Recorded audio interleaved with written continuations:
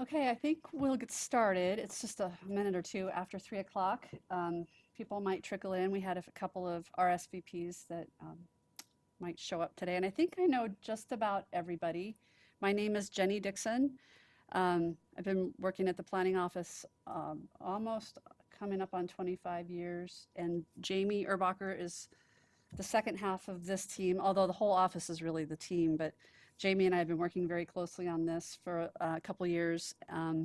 Jamie's worked at the planning office almost 10 years. So um, we are dedicated to this project and trying to find ways to make the zoning in Missoula more flexible and understandable. And so we are excited to present some changes to you today. You might have seen a lot of the announcements and publicity about this project talks a lot about how only 6% of Missoula County has zoning. And did I get that? No, I haven't. Here we go. Got it up here. So I'm going to just jump, I think. Jump to the map that shows you the area of zoning in Missoula County, which is the purple. And the that zoned area is county zoning also in the yellow. So yellow and purple is the county zoned area, which represents about 6% of the land area. But what's important to note about that is that while that's not a lot of land area, that is likely where a majority of our population lives and works. And so it does affect a lot of people. And while there is a lot of land unzoned, and those folks aren't governed by zoning, we do have people who have expressed interest even in the unzoned parts of the county. But it is important to be clear that with this proposal, we are not proposing to expand that area of color into the gray. In other words, we're not proposing to zone any new lands right now. Right now, we're just working on refining the standards in our zoning to make it easier for people to use and live and work. The other interesting fact about Missoula County is that over 50% of the land is in federal ownership. And it might be kind of hard to see. It's in the darker hash marks on that map. I'm going to step back for a minute on this slide here and talk to you a little bit about why we want to do this, why we're bringing this forward now. And many of you might have experienced some difficulties in the past with using our county zoning regulations. They can be inconsistent, not only among standards inside the book itself, but also inconsistent with other departments, state law, and other policies, governmental policies in other agencies. And so we want you to be able to pick up the zoning resolution, the regulations, to be able to read it and understand it, and to rely on it, that it's accurate and complete. Because we have many times had the experience with people come in and saying, well, I read your zoning book and it says this. And we've had to be in the position of saying, well, that's what it says, but the legislature passed a law a couple years ago that changed that. And our document just hasn't been updated to reflect it. So there are a number of reasons why to change it. And hopefully you will, by the end of this presentation, as well as the whole hearing process through the next 6 weeks, understand the need for it as well and agree with us that it will be helpful. This is a zoom in on that zoned area of Missoula County with the lighter green and the darker blue, well, greenish blue. Bluish green is the residential. Also the yellow is residential. The grayed out area is the city, so we're not looking at any land in that gray. We're just looking at the colors. The bright blue is public lands and institutions. And the darker pink is our commercial zoning. The salmon peach color is industrial zoning. And one of the things we're proposing to do is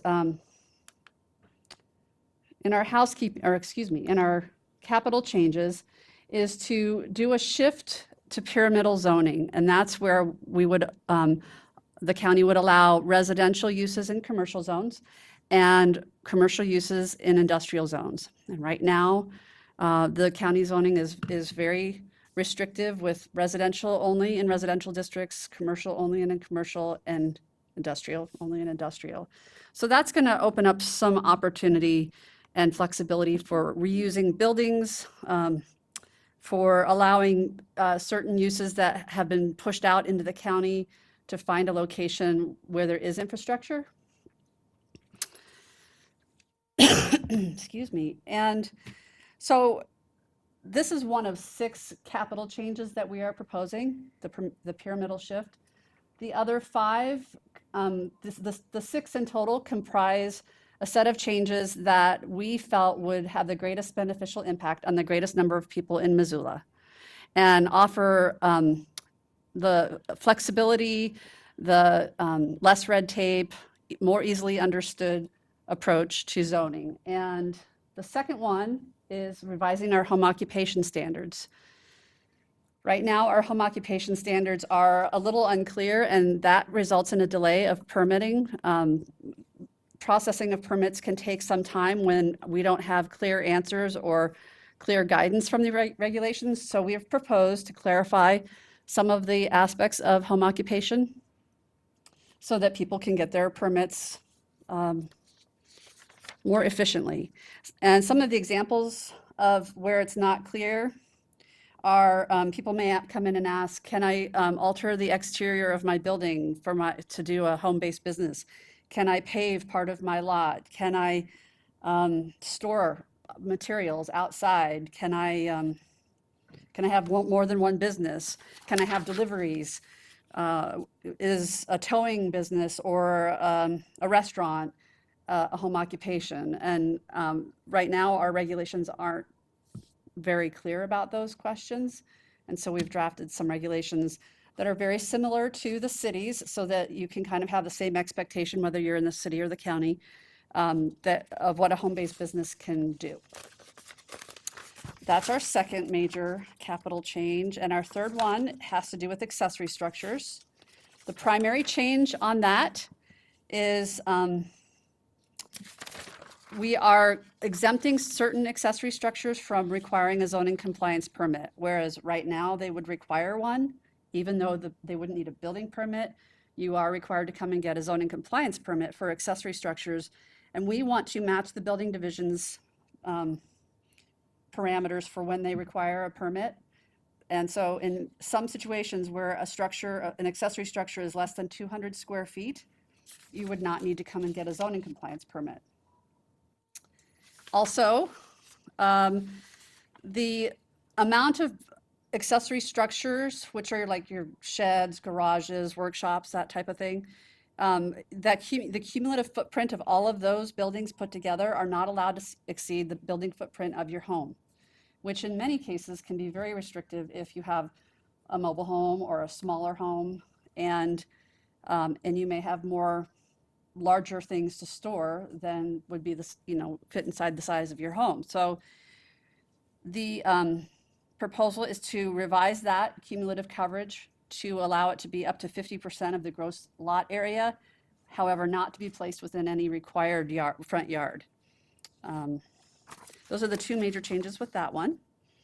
The fourth major change is with the definition of building height, and we are proposing to try to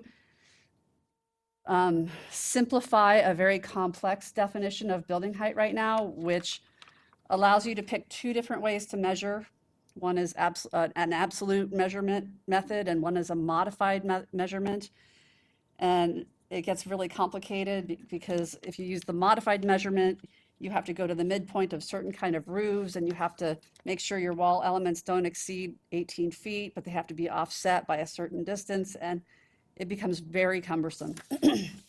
So we have proposed a definition that's much more simplified, that is essentially a measurement from lowest finished grade, or excuse me, lowest existing grade to the top of the building.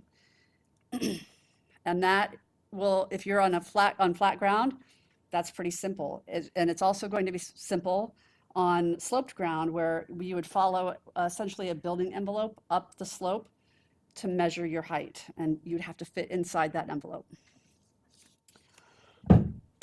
Excuse me. If this new definition is approved, we do have a few additional things to include, such as maximum height of exposed foundations would be 8 feet. Maximum height of visible deck supports would be 12 feet. And we would still be looking at making sure that walls are not too tall on hillsides. So any land over 10% would still have a restriction on how tall a wall element can be. And a wall element is essentially any flat plane of a wall without being broken up. We're proposing to increase that from 18 to 22 feet. I think that's the main gist of the building height definition changes. The fifth of the 6 changes is to hillside standards.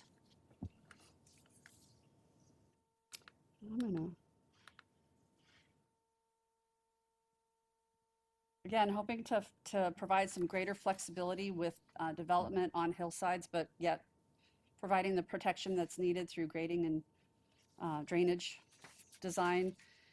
We are proposing to eliminate a setback that's in here that requires 40 feet from the top of a slope, which on 2-dimensional paper sounds pretty simple and easy, but in 3-dimensional space becomes really challenging to try to figure out how to get 40 feet back from a slope.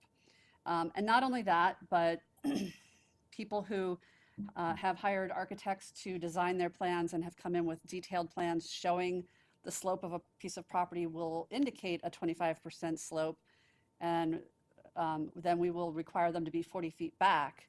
But then the folks who maybe just come in with a pretty rudimentary site plan won't show that slope, and we don't site check every single property. So there's some inconsistency in the application of this rule depending on the level of detail provided at that time of permit. So when the person who's provided that detail is told they have to be set 40 feet back, they will often or occasionally point to their neighbor and say, well, but they built on this, closer than 40 feet to the slope. And then we're all kind of in a tough position where that was missed because the level of detail wasn't there for us to evaluate it. So, and I think finally, one of the main reasons that we're proposing to eliminate this setback is that it's not really accomplishing, I think, what it was set out to do. It's often, we will find site plans in a permit proposal that's on primarily flat ground, but will have land over 25%. And that situation is typified by where an old river terrace may have come through, so it's generally flat and then has a steep drop off, but not very tall, and then some more flat land. And it was really never intended for that kind of situation. We have ridgeline protection regulations for the hills. So people on the flat area end up having to be subjected to the 40-foot setback. And by eliminating this, it will allow people to take advantage of those smaller slopes, shorter and smaller slopes on their property to do a daylight level in their home. And so we'd like to encourage that. And then the second change to hillside standards is to clarify that if your lot was created prior to the adoption of the hillside regulations in 2001, you have a legally buildable lot. And that's another example of where people will pick up the zoning and say, well, but I have to have 2,000 square feet of land that's under 25%, and I don't have that. Can I build a house? And our answer has been yes. If you created your lot before the regulations, you're essentially grandfathered. So we want to make that clear. And then the sixth and final capital change is what we're calling, what we call a CTED. It stands for Condominium and Townhome Exemption Development. These standards are intended to apply when someone uses the condo and townhome exemption in state law, which was created fairly recently, maybe 5 or 6 or 7 years ago. The predicament we find ourselves in is that the legislature created this exemption, but then set the requirement that you have to be subdivided land, and this is in the county, it's different in the city, but in the county you have to be, first of all, on land subdivided under the MSPA, which is essentially after 1973. Once you meet that first bar, you have another bar to meet, which is you have to either have, the subdivision that was approved had to have contemplated condos. Most of them didn't. There maybe are 2 or 3 or a handful of them. So if you didn't contemplate condos in the subdivision, you have to be zoned to allow for condos or townhomes. And right now, there's essentially no zoning in the county that allows for it. And the end result is you cannot use the Unit Ownership Act anywhere outside the city limits, but for a few very small pockets. And what that means is that developments can be constructed and be rentals if they comply with the zoning and sanitation and all of those other development standards, but they cannot be owned because you can't convert them from a rental unit to a condo or a townhome, which is a form of ownership. So by creating zoning that essentially authorizes condos and townhomes in parts of Missoula County, we're creating, as best we can, some opportunity for home ownership, or let's say even in the case of commercial or industrial, multi-tenant ownership of those type of units. And we have a map that will give some, it's a very generalized map, but it's intended to give you some indication of where, if this is adopted, where these could occur. And those are in the dark blue area. The dark blue is indicative of those parts of Missoula County that were subdivided after 1973 and are zoned. Right now, that zoning doesn't allow condos or townhomes. If approved, those blue areas will have zoning that will enable condos and townhomes. It doesn't mean that it's automatically going to happen. There are a lot of other things that will need to be considered, like sanitation and any other type of access and that kind of thing that we normally look at with permit review. But right now, there isn't even the opportunity to do that. So we think that's important. And we've heard comments that people are supportive of that. You may or may not agree, but that is the essence of our 6 capital changes.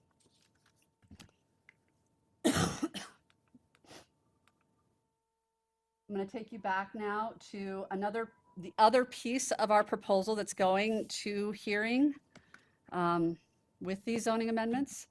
It's called the housekeeping changes.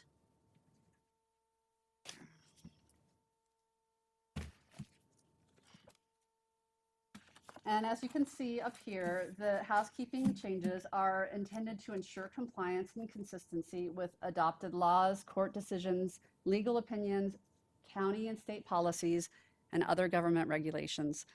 When we sat down to make these changes, we had to really write out our mission statement of what we were trying to accomplish.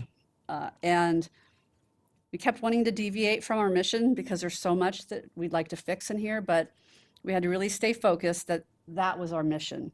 So when we would come across, oh, I really want to change the parking requirement for churches, it's too much. Well, there was no legally compelling reason to do that. So that's why it can be really hard to look at this document and not go, oh, you should have done this, you should have done that. We recognize that, and we hope to get to that point. But right now, we're trying to get a draft to the commissioners that sets a baseline of at least it's legal and it's functional and it's not inconsistent with other departments or internally. So the way we presented this is as our zoning regulation or document in a red line and strikeout format with some comment bubbles on the side that really highlight the substantive or substantial changes to this and explains what that change is, why it's happening, and where the source of that change, whether it was from, there was a change in state law back in 2006 and we need to change this to comply with it, or there was a resolution adopted in 1999 that never made it in the book, that kind of thing. So it's pretty, I kind of like to think of this as the absolute minimum that we need to do to get to functional in our zoning. There is a 3-page summary, so that if you didn't want to look through the whole thing or even at the comment bubbles, there's a 3-page summary that will tell you generally what these changes are. And the schedule that we're on right now, I mean, there's a lot of time still up until the hearings. We're a little bit more on an accelerated schedule. We're going to try to produce another, essentially a second public draft for everybody's review by end of next week or early the following Monday. The following week would be probably the latest you would see that. And what that draft is going to be is a revision to this draft, which was released just before Christmas. So it's been out for about 6 weeks. And we've been taking comment for that time.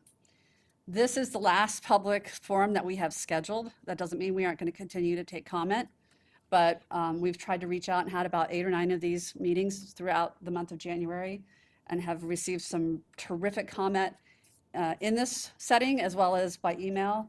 And we've compiled that and we're going to incorporate that into our next draft and send it out. Hopefully, if anyone has not been receiving notifications, we can get you on our email list to do that. And the public hearing schedule that we are anticipating for this is Planning Board on February 21st. Hopefully, they will be able to make a recommendation on that day. They are not the final deciding body. It will go to the county commissioners on March 9th.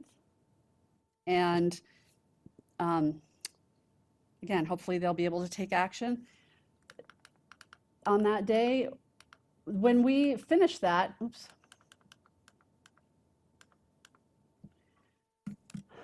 this is the first step in a multi-step process. So we are at the beginning there, the part 1, capital changes and housekeeping.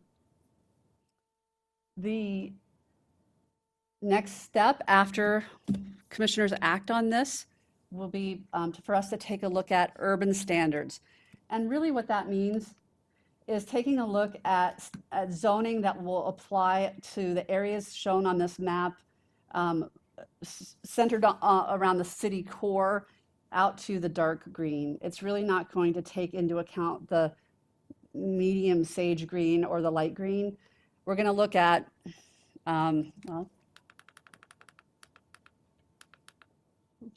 we're going to look at are the zoning districts in that area the best they can be? Do we need to take a look at different uses or standards within those districts? We're going to look at possibly any kind of neighborhood character overlays that may be needed in that urban area, any review standards for conditional uses, special exceptions, and rezonings that currently maybe are not up to snuff with legislative requirements, and then definitions and procedures, general design standards, and that is a pretty broad umbrella description of standards that might include landscaping for commercial. It might include multifamily development standards, things like that, even fencing and anything that you can think of where you would see on a site plan or a design within the urban area. And then finally, how to transition between residential and non-residential zones. This step is intended to follow on the heels of this part 1. So pretty much April, we're going to start, but it's going to be at least a year-long process probably, and we'll definitely continue to get the word out and hopefully get the word back in, what people are thinking about it. Excuse me. And then the third step, which is starting the step later, perhaps later next year. So after we do urban standards, we're gonna essentially do the same thing, but in that area farther out in the lighter green color, and then even beyond. That doesn't mean we're applying zoning at that point. It just means we're looking at standards that would be appropriate in those areas, or zoning that could work in more remote parts of the county, but we're not at that point intending to zone any land. But we would be also looking at much of the same thing, including down at the bottom, something that's a little bit new that wasn't on that last list, rural overlay districts. And that doesn't mean it's only going to apply to rural areas, but at this time in the process, we'll be probably in a good position to look at conservation type overlay zoning, or energy conservation, travel corridor, that type of historic preservation, that type of thing. I think, oops. I do want to just show you, just leave you with that can really just kind of put the picture together of how we see this process unfolding over the next couple of years. The commissioners have funded changes to zoning to look at the whole county, how zoning could work in the whole county, but the point at which there may be any kind of even talk or thought about putting zoning on land would be after all of this is done later down the road. And that would be part 4, follow-up. And that's really going to be whether the commissioners give us direction to try to zone some land out in the county, and their direction is going to come from the citizens. So well, that remains to be seen. I'm happy to take any comments or questions. You've all been awfully quiet. Please feel free to let me know if you have any questions. And if you leave and you think of a question after you're gone, we do have some comment cards you can take with and leave, either leave for us here or take with and drop off at our office. Of course, email is probably the most convenient, and we are receiving email and compiling those into a new draft. So, yes, Elizabeth.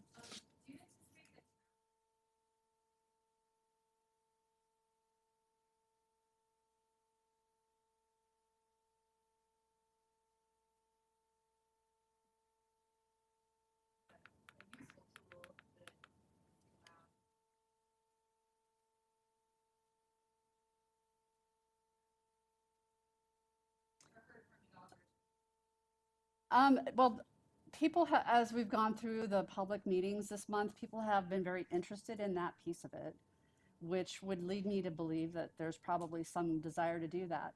It is still very different from the city, and that's why we felt it was important to produce this map to give you an idea of the scale of the potential out there for these types of developments. It still is not very big. And at a certain level, there's not going to be the sanitation ability within the county and would need to be annexed into the city anyway. I think the big limiting factor on that is that you have to be, if you're in the county, you have to be on subdivided land in compliance with state law. Dividing Act. So that's going to be a big limiting factor. And then, like Jody said, the sanitation piece of it. And we are also going to break it into different classifications of uses. So we'll have a permitted use based on density. And then if you have 5 units in a single family, more than 5 units in a single family, that would then have to go to the Board of Adjustment as a special exception, so that there is a public hearing process on that. And that'll depend on the type of district that you're in. And the reason for that is, the higher density or the more number of units that you see happening next to you is going to cause probably a little more concern. And we wanted to make sure that in those situations, people did get, were involved in the process, were notified and kept informed throughout. So. Yes, Ron. How did you increase the height of the walls from 18 to 22 feet? How did you come up with the 22 feet? We actually, we looked at the city's Title 20 zoning for a number of things to help give us guidance, primarily because we want to, again, to make it easier for the citizen out there to build something and not cause a lot of distress. One situation that causes a lot of distress is when you're annexed into the city and your structures, for whatever reason, or your use become non-compliant or legal non-conforming. So we really want to try to ease that burden for the citizens. So we matched the city's height of 22 feet, which also corresponds with 2 stories with tall ceilings. It doesn't include that gable end, so it's really 2 stories, and you don't have to break it up. But once you get to 2, then you're going to need to have some sort of offset of your structure. That make sense? Yeah, Okay. to me, it just seemed like an arbitrary number, but you put, Okay. and it's a good idea to try and coincide with what the city Yeah. regulations are, Yeah. especially on those Interface. areas or Yeah. what they call them. Right. Right. Any other questions?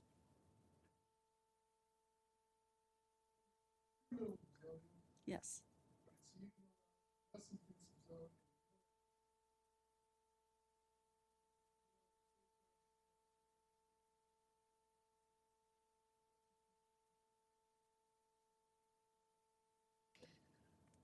Um, where I really envision that happening would be multifamily or perhaps even, single family duplex going into commercial areas. Um, the protections that are there are, first of all, are at a certain level of density would require to be annexed into the city, and their review is a bit more stringent than ours. We have some really basic landscaping requirements for commercial uses to buffer around residential uses. And we also have, I think, increased setbacks of between commercial and industrial and the residential uses. But I think probably the most important is going to be our top priority and the next step of this process is going to be multi-family or multi-unit development standards, design standards that the city has standards like that, and I think they're in the process of revising them or they revise them frequently to keep up with changes that are happening. And so we're going to look to those as a guide and then also tailor them to meet more of a county kind of a feel. But that's probably the degree of protection that we have to offer right now. Follow-up to that, with the changes in the regulations that you were making, does the individual still have to go through the process, the formal process that you have now to change the zone, say, an industrial to a commercial? In order to take advantage of the pyramidal? Yes. No, you will not have to rezone. That's really one of the primary benefits of this is that it's going to make it a permitted use in that zone. We do have a few TIF zone districts in Missoula where that's going to be not quite the same scenario, but there's only 2 of those right now, so it's very limited in that part of this discussion. So in general, anywhere where you can do industrial uses, you will now be able to just come in and, apply for a permit to do a commercial use in that area. So, No rezoning necessary. so you could actually end up with an industrial zone with all commercial activities in there, correct? So there's no really, so then that wouldn't it become a commercial area instead of an industrial area? I think the chances of that, right now, there's the types of commercial and industrial uses that we see are often pretty, the lines are blurred more these days than they used to be. Industrial was just meant smokestacks and, dumping and production of, materials. Now we'll see, we'll often see things like technology, which we can't always put in commercial and we can't necessarily say as industrial. So it was in part to capture that and also to just allow that intermingling of commercial and industrial uses like the city does. and haven't really seen detrimental effects from that. We also, if I recall, there was an industrial lands study done about 2 years ago that showed that there was more than adequate land zoned for industrial. And if you recall from this map, very little zoned for commercial. That's the dark pink. Right. So I don't think you'll see commercial overtaking industrial. I mean, Missoula, Montana in general, relies heavily on its industrial base, and I don't think are going to see that going away. But I do think it's a we'll good, see the hybrid commercial industrial uses, yeah, more so locating in the county, in these zoned areas versus either coming into the city or going to the outskirts that are currently unzoned and may not have the infrastructure. So, we see that as a benefit. What I'm seeing is that in the areas that are zoned for industrial aren't being developed. And Right. The commercial businesses are trying. there's a pressure to there. move in Yeah, To utilize some of that area. Out there on Expressway is a good example where Karis Nursery rezoned that because Yeah. of that. Yeah, you look at the West Broadway area, I mean, a lot of that is zoned industrial out past the airport, and it's really underutilized. There's Yeah. a lot of vacant land out there. Yep, there is. So if we could, and I believe most of that is out there.